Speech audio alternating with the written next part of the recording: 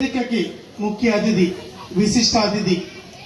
ఎందుకంటే ఆయన ఈ వేదికకి, ఈ నియోజకవర్గానికి అతిథి కాదు, యావత్ 175 నియోజకవర్గానికి ఆయన అతిథి. ఎందుకంటే ఆయన నేను చాలా దగ్గరగా చూశాను, చాలా దగ్గరగా.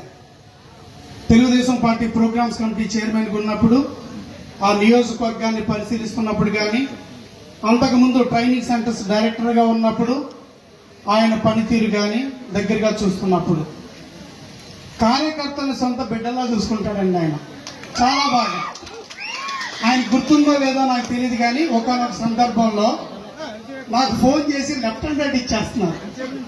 ఇంతకీ ఏంటంటే అక్కడ ట్రైనింగ్ సెంటర్కి వచ్చిన వాళ్ళ కార్యకర్తలకు ఎవరికో ఒకరిద్దరికి భోజనం దగ్గర ఇబ్బంది కలిగిందండి.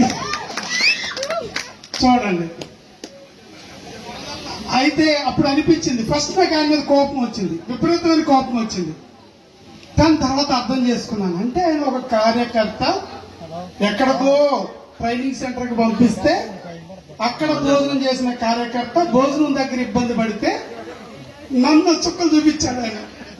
అంటే కార్యకర్తను ఎలా ప్రేమిస్తాడు అందుకు అనిపించింది. అందుకనేమో 2014లో తెలుగుదేశం పార్టీ, జనసేన, బీజేపీ పూర్తిగా పార్టీ కార్యరూపం కానప్పటికీ పరోక్షంగా కూటమి, ఈ రోజు కూటమి, ఆ రోజు కూటమి పోటీ చేస్తున్నా ఆయన ఇండిపెండెంట్ గా పోటీ చేసి సుమారుగా దగ్గర 50,000 మెజారిటీ, అదొక చరిత్ర.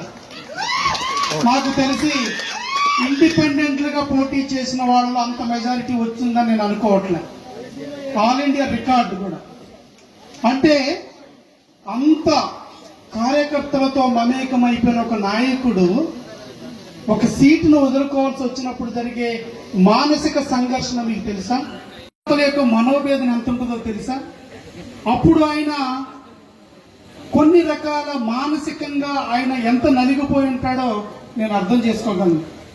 అలాంటి ఒక గొప్ప నాయకుడు ఈరోజు ఈ వేదిక మీద ఆసీనులై ఉండడం నేను కూడా అదృష్టంగా భావిస్తూ ముందుగా ఆయనకి ధన్యవాదాలు, నమస్కారాలు తెలియజేసుకుంటూ